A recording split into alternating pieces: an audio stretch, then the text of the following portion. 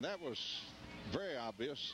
Tommy Ellis, the DB, on top of Rudd before he had a chance to get his hands up. Leaving the football field, James Beasley, a young man who's been a thorn in Lebanon's side. Looks like he's got an ankle problem they're going to address on the near sideline. But the mark-off will go against the Commandos. Pass interference is the call, and a first down via the penalty for the Blue Devils. And that will walk it off, and it'll move the football down to the 34-yard line of Hendersonville and give the Blue Devils a first down, and that was such obvious pass interference. Rudd made the catch. I don't know how after he was hit so hard from behind, but managed to hang on. And here come the Blue Devils with a 1st and 10 at the 34. Double wideout formation to the near side. Quick end to Hankins, dropped it. Hankins had it. That would have been a good gainer. But Hankins had it for a step and then dropped it. He tried to catch it right out on his hands and did, and held it for a second, and then it just kind of squirts out of there like a hot dog squirting out of a bun. John, that's one that Hankins has got to come up with when we hit him right there. Tommy, you're going to get hit when you go across the middle when you run that slant route. And Hankins had it for a moment, and I think he may have heard some footsteps and lost his concentration. 2nd and 10. Simpsrow in now in the slot to the near side. And Pitt back to throw. Needs some blocking. Here they come, and a screen pass far side. If he gets by one man, Greer does. And Greer slides over the 30. Or over the 35 and down to the 35-yard or to the 30-yard line, and is knocked out of bounds. And it's going to bring up about a 3rd and 6 situation, but Lebanon in 4-down situation here, they're not going to give up the football. Maybe the screen will slow down that rush a little bit and keep him from coming so quickly on Damon when he drops to pass. They let the rush come in, and they slip Greer over to the far sideline and hit him over there for a good little gain. Blue Devils now with Rudd, Simpsrow to the near side, and they give it to Reeves up the middle, and Reeves still moving the pile and getting down to near the 25-yard line, awfully close to the first down. And that time, the little stocky fullback just lowered his head behind good blocking up front and moves for 4, and it'll bring up a 4th down and 1-yard situation at the 21-yard line. I beg your pardon, 26-yard line. 3:03 and the clock's running in the first half. Lebanon trails the Commandos 29-7. 4th and 1. Double wideouts to the near side, and Pitt under, and Pitt straight ahead, and he's got the first down.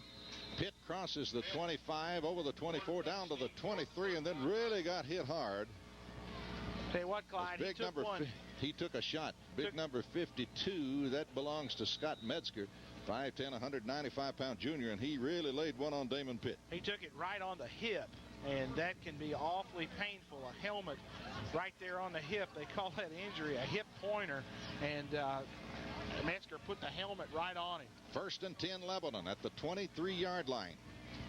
Pitt draw play up the middle, gives it to Greer, and Greer is going to get awfully close to the 20. Going to gain 2 or 3. Greer on the carry, I think, made the 20-yard line. And he will bring up a 2nd down 7.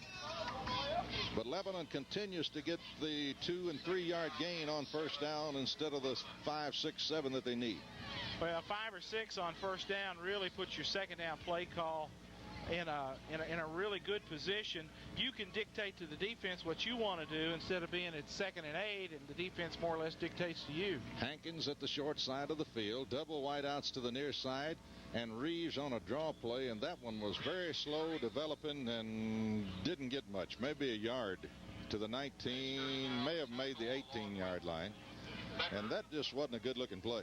Lebanon trying to run the trap play with Hicks coming across and making the trap block, and Hendersonville got good penetration at the point of attack, and looks like they split the double team block right at the point of attack and got people, those black jerseys, back in the backfield before Reeves could get any momentum going forward. 3rd and 5 for the Blue Devils. At the 18, Pitt with a call. Quick opener. He's got his brother Adam Pitt inside the 10, all the way down to the 7-yard line. 1st and goal, Lebanon. Good looking play there. That's the play that we hit the first couple of drives on, or hit twice in that opening drive, and they hit him again, this time at about the 10, and he carries it to the 7. It'll be 1st and goal with 1:05 remaining in the first half. Lebanon trailing 29-7. 29-14 would look a lot better here at halftime. Blue Devils with a 1st and goal at the 7-yard line. Pitt pitch back to Greer. Greer had a little hole and then it closed, but he moves inside the 5 on second effort and makes the 4-yard line. And Greer got about 3, Tommy, there, and there really wasn't anything there. It wasn't, and he got some good yardage after the initial contact was made. Timeout will be called on the field by the Blue Devils as Lebanon uses their last timeout of the period. They want to make sure they get this play right. 29-7, Lebanon trails Hendersonville. 35 seconds to go in the half, and we'll be back in 30 seconds.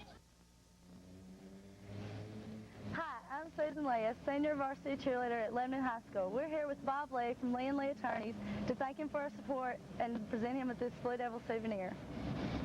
Lee & Lee Attorneys is proud to support Lebanon High School football. Go, Devils, go! Regular season, Lebanon High will close out the season the last 2 weeks. Gallatin will be at Noakes Lassiter Field next week, and then Oakland comes in for the regular season finale in week 10. 35 seconds to go. Lebanon looking at a 2nd and 4. Hankins wide to the left. Lebanon probably got to go to the air now with only 35 seconds left and no more timeouts. 2nd and goal from the 4, and they're going to have Pitt back at the 10-yard line. They came through there. Big number 51 just rolled. Brad Murph, 6', 185 senior, just shot the gap and rolled through the Lebanon defense. Lebanon going to have to hurry now to get it off, and a flag will fly, and I think that's going to cost Lebanon 5 yards. Lebanon was just trying to get the spike play, just going to try to stop the clock because we are out of timeouts, and with the quarterback sack, we couldn't even get the play off. Illegal procedure. 5-yard penalty, moves the ball back out. Okay. 15-yard line. Illegal formation, perhaps. 3rd down and goal. It'll be 3rd and goal now from the 15 with 18 seconds on the scoreboard clock. 29-7. I think it was a delay of game call. I don't know. It looked awful quick. Lebanon with 3 wideouts now, and Pitt. Here comes that linebacker again.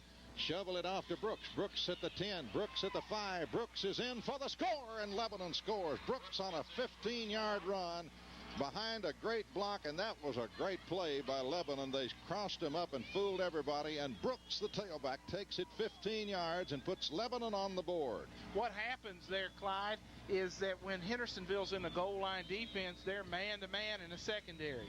And man-to-man is no way to play the option. Our receivers don't even have to block. They just run the DBs off. If Damon can make the pitch, there's nobody there to take Brooks, who scoots in for his first varsity touchdown. And Lebanon going to go for 2. 3 seconds on the clock. 29-13. Pitt wants to throw. Looks, fires. He's got Rudd, and Rudd's got the 2. Great catch by Rudd, and it's 29-15 now with 3 seconds remaining, and Lebanon trying to climb back into this football game. John, your announcement. Tommy Rudd takes the slant, the quick slant in. Pitt hits him for the 2-point conversion. Good throw, good catch. 3 seconds to go in the half. Lebanon closes at 29-15. 3